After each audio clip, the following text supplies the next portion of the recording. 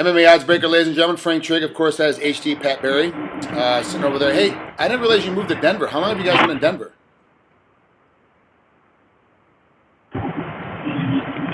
Well, we came out. I've been coming out here to train with Trevor Whitman for like the last 2 fights. Rose has been training with Trevor because we do half our training camp in Minneapolis with Greg Nelson, and then we do half the other half here with Trevor. But we started doing more of the. It was more beneficial for me to be out here because of the size of the guys, the training partners. So we came on out and we kind of just been here for a second now. Okay. Well, how's it been? It's not it's not much different really. It's not that we moved to Denver, Frank. No one knew that. They do now. Yeah. So no, it's been great, man. This place is just all around. It's just a great place, right? I mean, the sky is blue instead of beige. Mm-hmm. The sun is always out. The people are nice. We're one step closer to being farmers, like Rose wants to be. I cannot see you out there, out there holding a hoe and driving a tractor. I don't see that happening. Hey, bro, you see, when we were in Minneapolis, and nobody knows this, we grew indoors. Inside, we grew a potato, sure, 2 garlic cloves, and some cilantro. Yeah, okay. You were growing indoors, but it wasn't none of that stuff. And now I know why you moved to Denver. So you can keep on growing inside. Yeah, I know. No, we got a compost bin and everything. Yeah, on the porch. Sure you did. With our new puppy. Because pot grows better in compost than it does in just regular dirt. I have heard rumors. So you like in Denver? It's a better spot. You feel better there. Let's talk about Sean Jordan for a minute. Back in June, you trained a grudge for that fight, correct? Yes. So yes, I did. How did you get TKO'd in less than a minute the first round? Like, that's not the Pat Barry I know. Like, what happened? Even if you're gonna get beat like that, it's gonna take somebody a minute to get a hold of you. So there's something else going on with your life. Like, what was going on that didn't click that night? Just other stuff happened, man. It was one of those days where I don't know. I would only assume that maybe you've experienced one of these before. I would assume with you and your career and your experience. But it's just one of those days, man, where you just wake up and you go, shit, man, not today. Not today. I'll cheat your ass tomorrow, but just today just doesn't feel like the day that it's gonna happen. I don't know, man. Just it's one of those days where you wake up and your rhythm just is not right. Like, I don't know if I was chemically off, if my iron levels were a little low, but just I was there but not all there. I've been there. I totally understand that. I've had those fights. And came out in the. Bill, I wake up that morning and go, oh yeah, here we. Oh man, and I call my brother.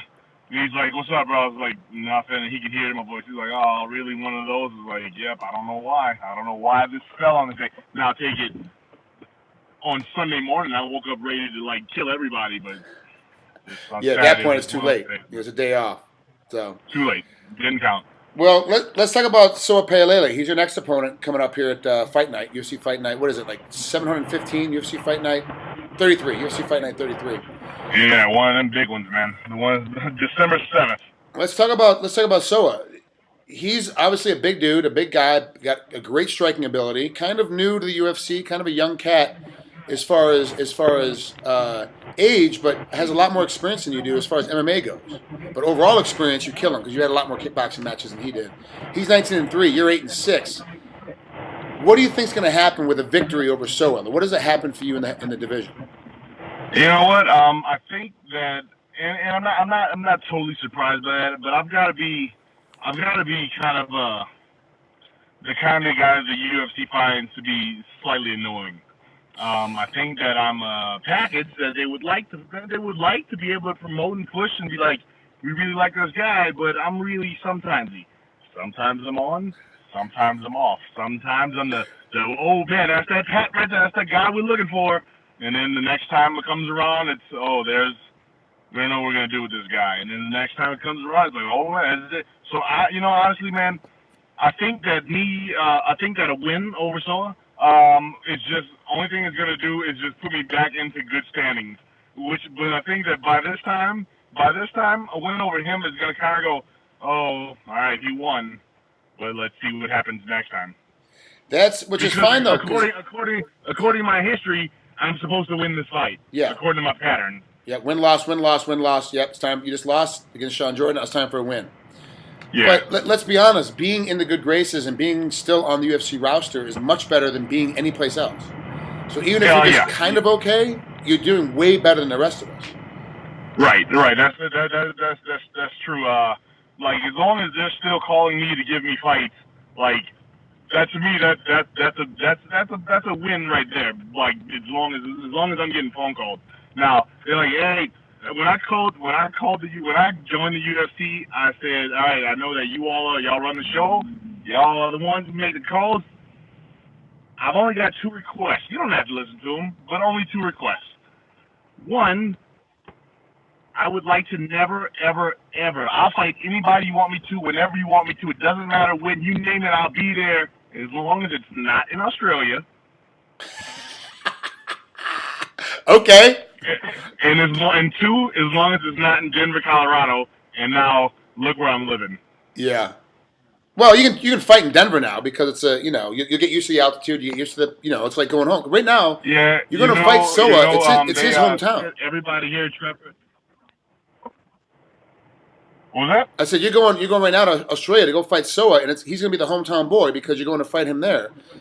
When they put you on a card in Denver, it's going to be you're the hometown kid now, so it's going to be a lot better for you when you're fighting in Denver. You won't have that, and you'll be okay with the altitude. It'll take you a little bit of time, but you'll be all right with it. All right. Well, maybe that's where I stand a little differently because I like fighting where no one knows who I am because I've got no one there going, Pat, we're watching you. We're here for you, Pat. You don't let us down, man. All right, because of that. And 2, Trevor and everybody out here has been telling me that it takes a few days and you get acclimated to the altitude and you get accustomed to it and you'll get acclimated to it.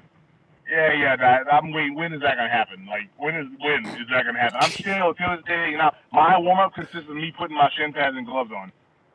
Wow. Man, bro, I was like, whoa, all right, good job, everybody. Good job. What are we doing now? All right, it's over, man, bro. It's still out here. It's getting better. It's getting better. But I told them, I think maybe 2 or 3 days ago, I was like, I know my conditioning is getting better. I know it is. It has to be. There's no choice. But I haven't seen it yet, man. Yeah. I haven't seen it yet. It'd be cool if I could do an entire round without people switching in and out on me. Because I don't think I'm fighting 9 people. I think I'm fighting 1 guy who's going to get equally as tired as I am as the rounds go on. No, he's not. He's going to be fresh. Every minute's going to be a fresh guy. Every minute. Be fresh, and he's gonna have different weapons and look totally different every time. That's Trevor's training you correctly because that's how MMA. That's the new rule of MMA. That one guy stays in the whole time, the other guy gets switched out. So you have 15 different guys. So it's me versus a giant changeling or something like that. Yeah, pretty much. That's pretty much how it's going. All right, Pat. Well, thanks for coming out here for a couple minutes and spending some time with us. Congratulations on making you move to Denver. I'm glad you're there. It's Yeah. I get to Denver quite a bit, so I will be up there bothering you and Rose and seeing you quite a bit. So. Yo, man, come here, man. Whenever you're in town, let me know. We got another bed for you, bro, and we've got a puppy. Oh Lord, hey, everybody said if you get a dog, your son's gonna bring something out of you that you didn't know was there, and I hear them say that all the time. And I was like, all right, I don't think right now is a good time. We went and looked for one. We got a puppy, and I lost my fucking mind. I know. I stalk you on Instagram. I see you too. Dude, you're crazy. I love this dog. I don't know how she's going to survive past a year because all she eats is treats. That's it. That's all she eats is treats. Bro, I don't know how she's going to make it. That's great. Oh, good job, Pat. Good work. Good work finding your emotions. Good work finding your emotions. Good job. Yeah, you're right. It's there. And now I've got something to fight for, man. Got to fight for your kids. Well, I got to fight for my little hairy kid, too, man. My puppy needs more treats. From the sound of it needs a lot more treats. A lot more treats. Oh, yeah. You know those little dog treats that little bacon bits that smell like bacon? Yeah. They taste just like bacon. I don't want to No. Yeah. You ate one. Yes, you did. Yes, you did. Yeah, they taste just like bacon. They do. I'm sorry. My fault. Oh, Patrick. What are we going to do with you? All right, Blake. Have fun against Fight Night 33 over there against Soa Palelei. It's gonna be an interesting fight. I want to see how you do. And like I said, like you said, your trend shows Don't it even worry. should be a Don't win. even worry about the last fight. Don't even worry. Don't ever look at that one again. That wasn't me. That was the wrong dude right there. That's your twin brother. It's your twin brother. Not Who was lazy. Not this time, man. Boom. Now we're here. This is where we at. Perfect. All right, pal. I'll talk to you soon, bud.